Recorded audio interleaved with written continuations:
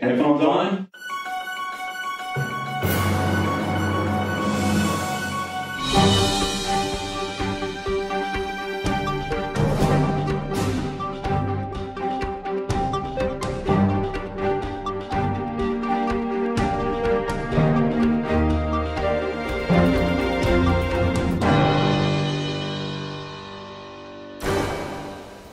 Welcome everybody to this next Widex podcast. My name is Craig Spencer.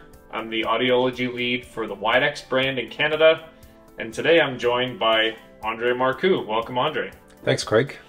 Andre is the head of audiology for WS Audiology for the entire Americas region. And today our topic is the Widex Sound Philosophy. So we got a lot of interesting details that we'd like to get into today, but I think, Andre, you'd like to kind of preface the whole discussion before we get into the details. So many of you may not know this, but I'm very familiar with the Widex brand going back over 20 years, having worked in the R&D department in Denmark. And so coming back a lot more towards Widex, have fit several Widex products to my patients in the past. And one of the things that I often hear, even today, when we talk about Widex and the Widex sound, is I'll have a lot of clinicians that will comment to me and saying, oh yeah, great sound. Whenever I have a musician, for example, I'll always gravitate towards the Widex brand, and it's always my go-to. And that's remarkable. I'm thrilled to hear this, because we know, and the literature also tells us, the auditory system of a musician is so well tuned to discriminating sound quality and pitch. And so we know that if musicians are putting their stamp of approval on our sound, the Widex sound, that's certainly a feather in our hat. But what I often try to shoot back to people is, yes, but what about people that are not musicians? Because most of us are not. We might listen to music, we might be music lovers, but we certainly wouldn't put ourselves in that same category as musicians that are able to, to pick up all these nuances in sound and are able to basically advocate for the Widex sound as being superior to some of our competitors out there. So it's always sort of throwing back that argument. Well, what about most of us that are hearing impaired and do require a solution? Is that same sound quality that is doing wonders for musicians, is it overkill for most of us that don't have those same requirements? Is sound quality is it not as beneficial, or is it overkill for most of us? And so I always like to have this discussion, and this is what I'd like to get to today, is going through the Widex Sound Philosophy, trying to illustrate what we do and how we do it differently than some of the competitors that are out there, and bringing that back to how that sound quality is immensely beneficial for most requirements, or the most important requirements that all of us have, which is being able to perform well in a variety of listening situations, especially as the listening situation becomes increasingly difficult. And if we go to the literature and we look at who is out there looking for help, looking for amplification so that they can perform better in their day-to-day activities, we know that the greatest opportunity, or the greatest number of people, are those with milder forms of hearing loss. There's a huge percentage of individuals that have these milder or more moderate forms of hearing loss in comparison to those who have, severe and profound levels of hearing loss. Of course. And we know that profile of a person that comes into our clinic. The most common condition that we have, or that we encounter, is presbycusis, hearing loss associated to aging. We know what the audiogram looks like for those people and how it evolves. A lot of them will state, oh, I hear just fine, because they still have that good low frequency hearing. But when we probe a little bit more, they'll say things like, oh, well, sometimes, people are mumbling, or if there's noise that's added to the situation, then things become increasingly difficult for me. And that's where they require help, right? So so they hear fine and quiet for the most part, but it's really in these more adverse listening situations that they're looking for some value or some benefit. And so the hearing aid needs to be able to perform very well in these listening situations. And I want people to understand, I want our listeners to understand that Widex does provide a solution to address those requirements of performing or hearing well in these more adverse listening situations. Yeah. So thinking of the Widex Sound Philosophy, we know that there are 3 pillars or 3 main elements that we want our audience to understand. And we need to excel in all of those 3 pillars. The first one is respecting all sounds. And what is meant by that is ensuring that someone with hearing impairment has access to the same types of sounds and also the same levels of sound that someone with normal hearing would have access to. And one of the important components of that is to make sure that we don't over-process some of these sounds so that they're completely different. They would sound completely different to someone with hearing impairment or wearing a hearing aid as opposed to someone with normal hearing, right? So providing access to all of these sounds and making sure that they're preserved, or the naturalness of them is preserved. The second element is tailoring the user experience, and there we talk about our artificial intelligence, and we're not going to talk a lot about that today because it's a completely separate topic. But with Widex, we have that capability of maximizing our knowledge of artificial intelligence to bring that data in and ensuring that someone is able to change the behavior of their hearing aid so that it meets their requirements in a variety of listening situations. And the third one is focusing on what matters. And so we want to provide access to all sounds, but we know that the listening environment will change, and the hearing aid needs to be able to keep up with that, especially in these more challenging listening situations where the needs and requirements of the end user might be heightened, right?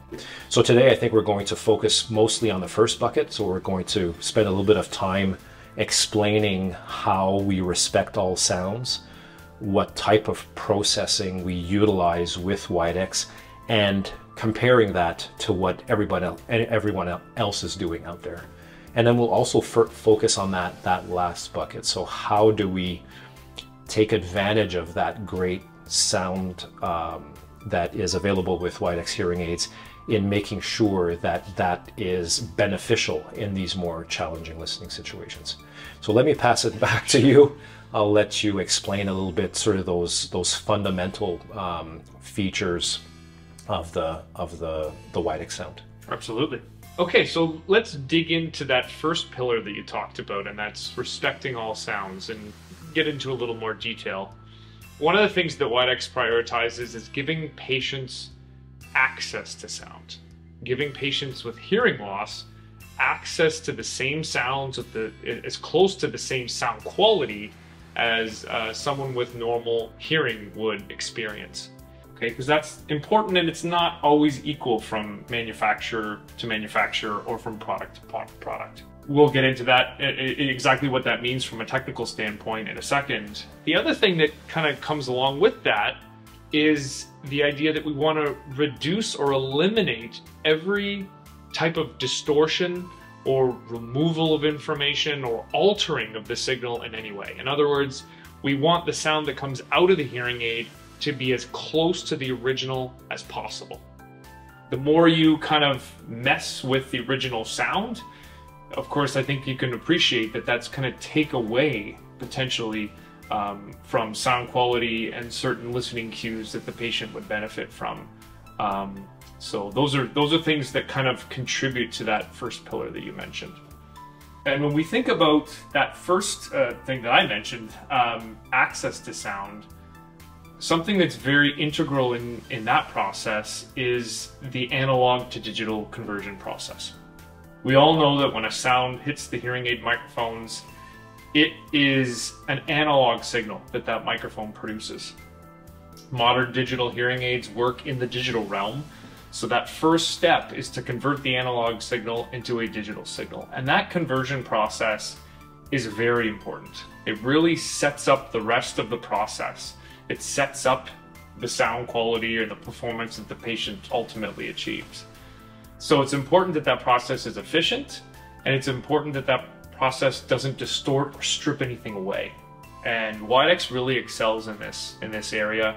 Widex features 18-bit processing, which leads to a 108 input, or I should say linear input dynamic range. Now, what does that mean? That means that we can convert sounds accurately as soft as 5 dBSPL up to 113 without any distortion or input compression. And so what that means is that we're feeding our processor the highest quality digital information. Yeah. And that's really important. Yeah. And I think it's important to mention as well the linear aspect of it, right? So it's a true and full dynamic range, where a lot of some of our competitors might be talking about a range that is potentially as broad, but there's some manipulation being done on the soft sound side of things and also on the loud. So that there's always this constant adjustment, so to speak, in order to achieve those values. But with Widex, because of the processing that we utilize, we are in a position to have a true linear representation of that dynamic range. I think it's kind of popular in a sense to talk about where the input ceiling is, but we don't often hear from our competitors where their floor is.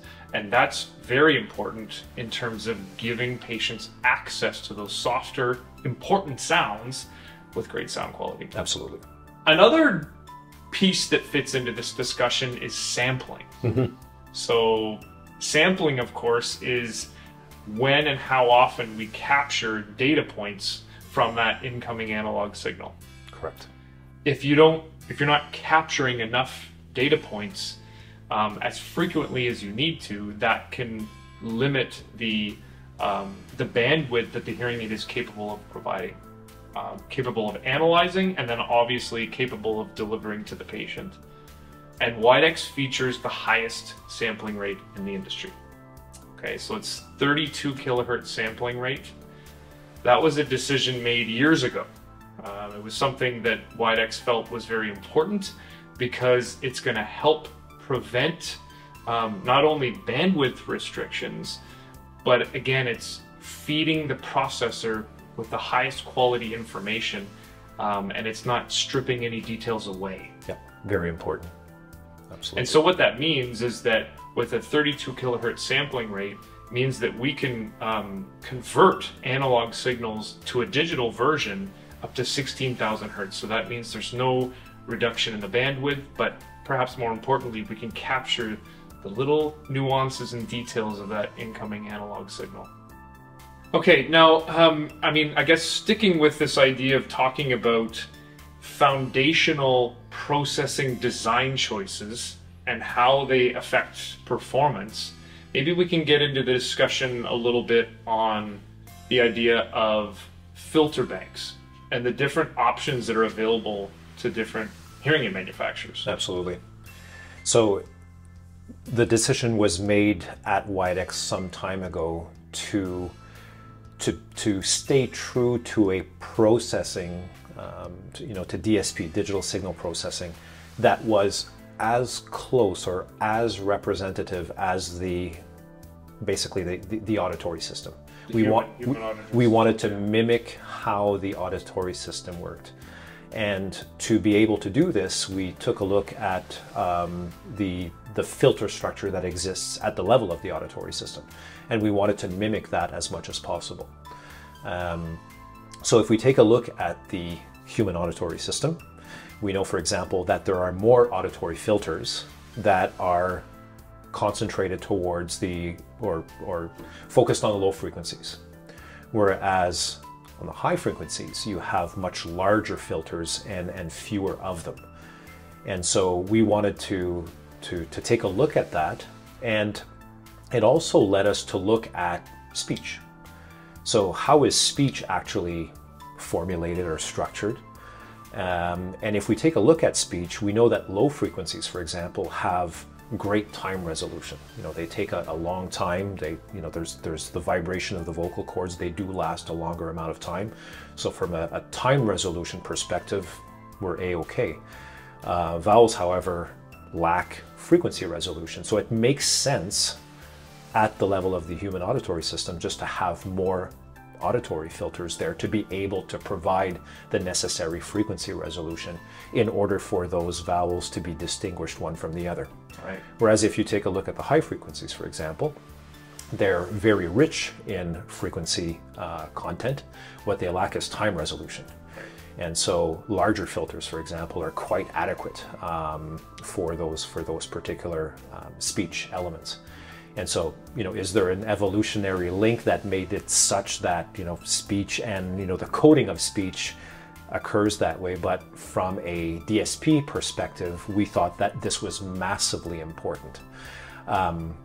We wanted to make sure that we provided the necessary frequency resolution for the appropriate parts of speech. Where it makes sense. Absolutely. Mm-hmm.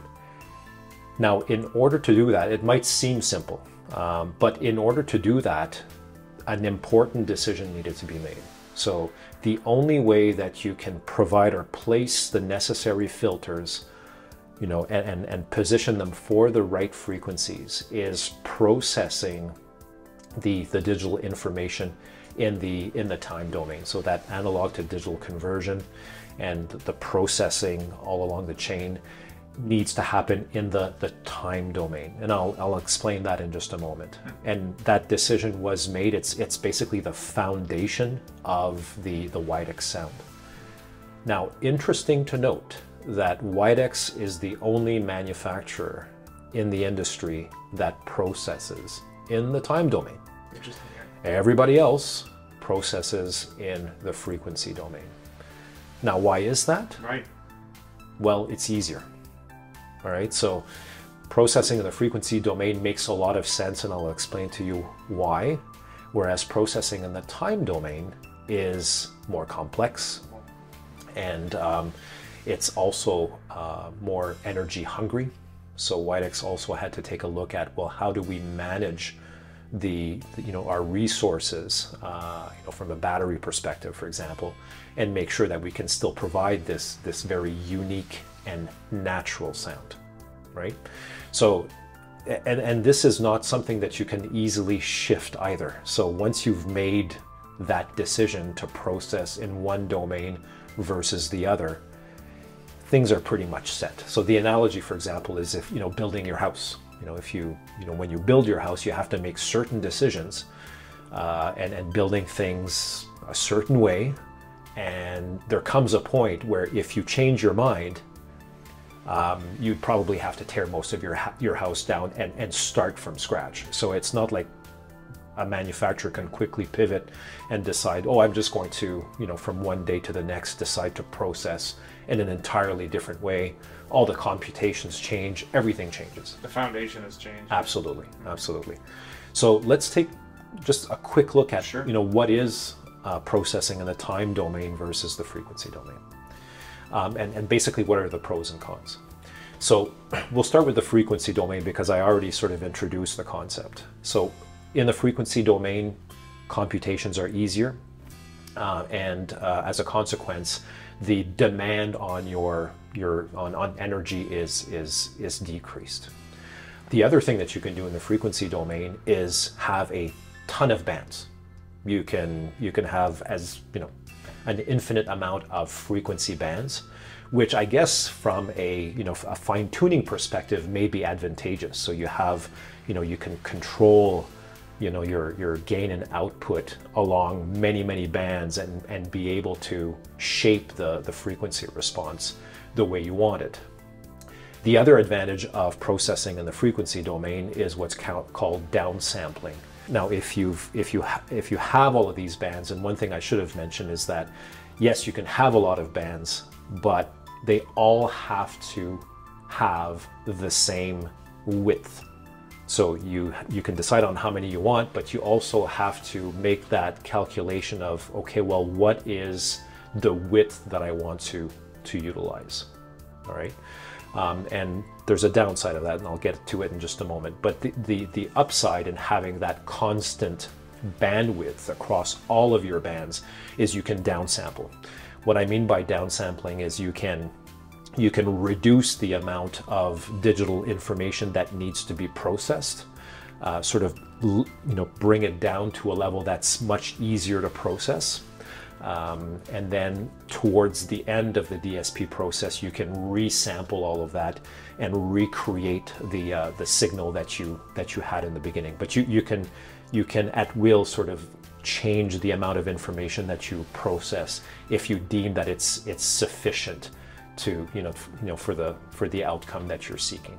So this downsampling as well does or is an advantage insofar as the resources, the energy resources that are required. And so those are the advantages of processing in the frequency domain. Now, the downside of processing in the frequency domain is that bandwidth. So I mentioned earlier that, you know, speech is formulated a certain way, and you do need that frequency resolution in the low frequencies, and so you need more channels in the lows. So if that's one of the processes that you want to achieve, it also means that you'd have to have, you know, these more narrow channels in the high frequencies. And you may say, well, this is fine, there's nothing wrong with that. However, there is a relationship between the width of a band and the delay that it causes for your DSP. And there's an inverse relationship. So the more narrow the band, the greater the delay. So you want to try as much as possible to limit the number of narrow bands that you have in your DSP. So it's this juggling act in yes, I do want these narrow bands in the lows, but they're not necessary for the highs. They're not benefiting you. They're not beneficial, and because, you know, and they introduce all this delay. Yeah, right. They cause problems. Yeah. Exactly. So, and we'll talk about why delay is not, first of all, what it is and why it's not a good thing. So it's this juggling act, but if you have a fixed bandwidth, you have to make that decision. You have to live with it. So that is definitely the downside is with processing in the frequency domain, is this delay that is brought into the equation. Right. Now, in the time domain, so I've already said, from a computation standpoint, more difficult. There's more strain on your resources as well that you'll need to manage. But the advantage, or I should say as well, another disadvantage is you can't downsample. So because you have this variable bandwidth, you can't downsample. It's no longer an option. It's no longer an option. Now the advantage, however, is you can set your bands where you need them with the bandwidth that is required for the particular frequency elements of speech. And you can basically mimic the way or the resemblance that is found at the level of the human auditory system. And by also having the ability to have these larger bandwidths in the high frequencies, you've limited or you've diminished delay that is brought into the equation. All right. So it's long-winded, but I think it's important for people to understand that Widex processes sound radically different in a radically different way than its competitors. And again, it's all towards this mission of having this great sound. All right. And it was done in such a way that we took the hard road, in a sense. Absolutely. From a technological standpoint, it was more difficult to do it this way, but it provides benefit in terms of natural sound and performance because it mimics the needs of the auditory system. That's correct. Yeah. Absolutely. Very good. All right. So let's talk about delay. Sure. So why don't you introduce that? Absolutely. So hearing aid delay is an issue. Widex has always kind of had its eyes on processing delay, knowing that it can cause issues from a processing standpoint and from a sound quality standpoint. And has always made an effort to reduce it wherever possible. And I think that's what's factored into the decision to go with the time domain processing, because it helps reduce overall processing delay in the hearing aid. Yes. Processing delay in a hearing aid has the biggest impact on sound quality when we have an open fitting or a relatively large degree of venting. In those types of situations, which are not uncommon these days across hearing aid fittings, you end up with two sound sources mixing in the ear canal. You have the sound that's entering the ear canal directly through the open ear tip or through the vent, and then you have the sound that's being processed by the hearing aid. And when you introduce delay on the hearing aid side of things, you end up with this timing mismatch in the ear canal, and that's what leads to this, what we call comb filter effect, this kind of messy looking response in the ear canal. And that has an impact on how a hearing aid sounds. And really you could say every modern digital hearing aid over the last many years has been subject to this issue. Widex decided to really try to tackle this issue. And even leading into Moment, we're performing better than any other manufacturer from a processing delay standpoint, where, you know, we were around an average of 2.5 milliseconds of delay, and our next closest competitor was between 6 and 8. Yeah, and I think that's an important point. So, and I'll stop you Sure. just for a moment, because a lot of our listeners are familiar with our Pure Sound program. Yes. But you are talking in our universal program, so even without Pure Sound, Correct. Widex is the manufacturer that has the lowest amount of delay in the industry. I almost feel guilty that we didn't talk about this more in years past, before Pure Sound was introduced, because it was a characteristic of our hearing aids for many years. Absolutely. And that's something that is built in at a foundational level, like we've talked about a few times, and it requires a lot of conscious design choices to get there. It's not easy to get processing delay down. Absolutely. To that level. Yep, exactly. But we're not at zero, or we weren't at zero. There was still opportunity to make an improvement, and that's when Widex introduced the Pure Sound program, based on what we call zero delay technology, introduced with Moment. And it is a program that takes our delay down to 0.5 milliseconds, so very close to zero. And that effectively eliminates this delay-based distortion in the ear canal and brings sound quality to a level that we've never been able to achieve in the past. So Awesome. yeah. Still a very important characteristic of hearing aids in general, and really where Widex stands out. So if I can take the information you just provided and tie that back to how I had introduced our talk. So we're looking at sound that has, first of all, we have processing that has the lowest delay. And as a consequence, we have a sound that has this great sound quality that people appreciate. There are studies, however, that have also looked at the neural representation of sounds with different levels of delay. Okay. And so there are articles that have been published, and I quite like them, where we look at what's called the envelope following response. And so how our auditory systems are able to follow the envelope of speech.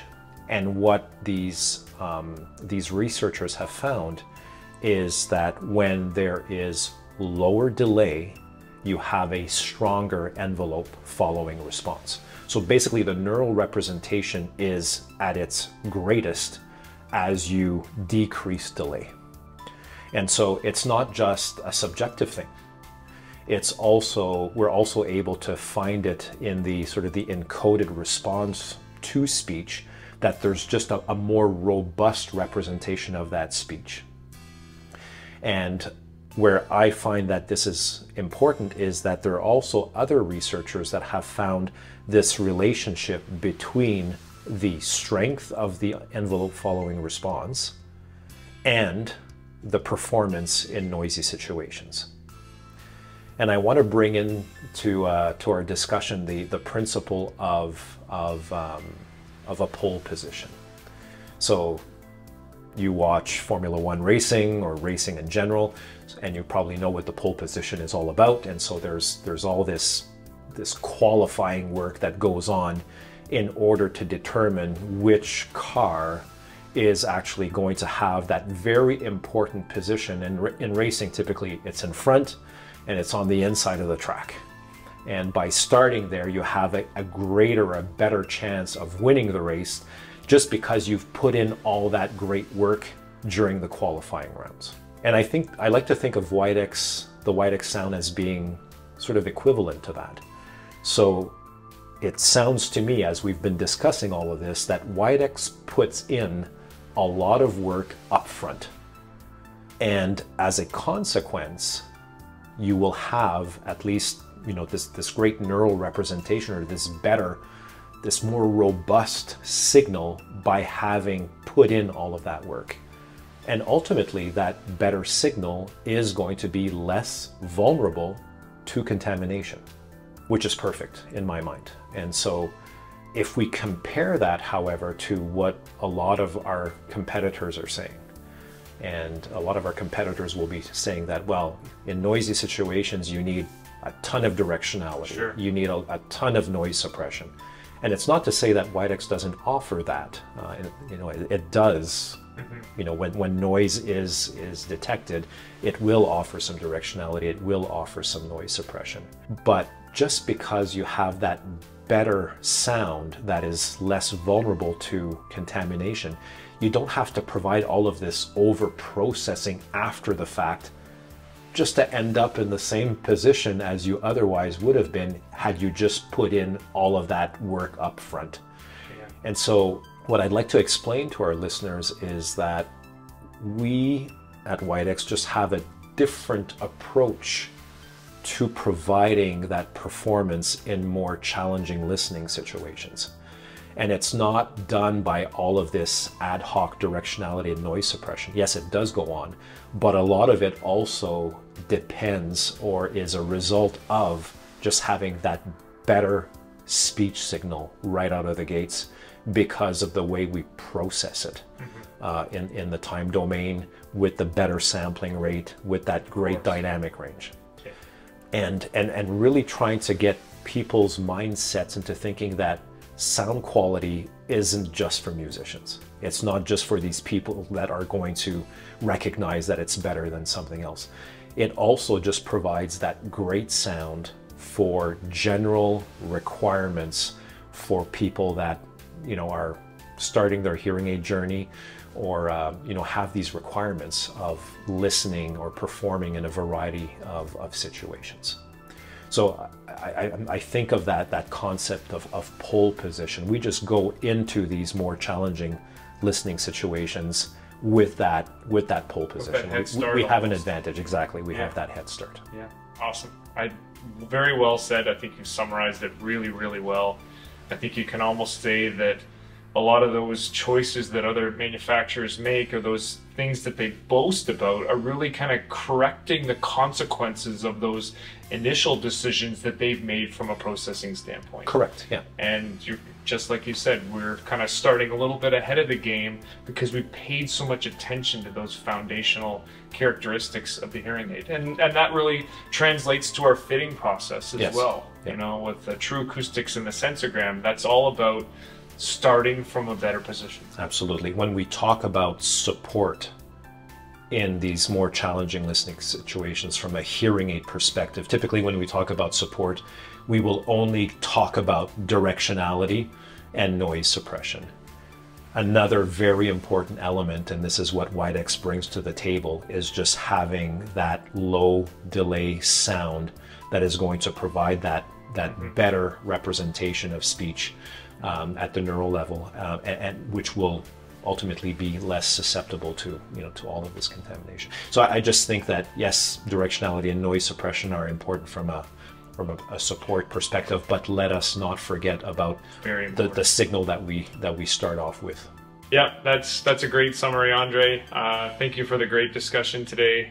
Much appreciated. I hope our audience appreciated the information today as well. I want to thank you for attending this Widex podcast. And before we cut away, I'll just mention that we're going to transition to a brief video to kind of show a few animations and illustrations on topics that kind of relate to what we've talked about today. And we look forward to your attendance at a future Widex podcast. Less is elegant. Less is sophisticated. Less is effective. Less is precision. Less is beautiful. At Widex, we believe less is more. We believe that hearing aid processing should reflect the way the natural auditory system works. We believe in nothing unnecessary added and nothing important taken away. So we manipulate less to craft a more natural hearing experience. But it requires hard work to achieve a more natural hearing experience with less manipulation. Our approach is based on 3 fundamental principles. Principle number 1, respect all sounds.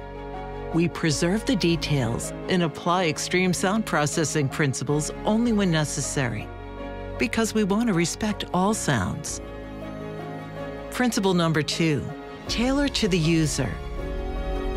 We use intelligent technology to tailor sound, because we want to shape sound delivery to each individual user and their preferences. Principle number 3, focus on what matters. We use advanced analysis that continuously adapts processing to any challenging situation, because we want to reduce distracting noise and improve speech clarity. This is our philosophy and our dedication to craft a more natural hearing experience that helps people forget about their hearing loss. Less is more in natural hearing. Widex, sound like no other.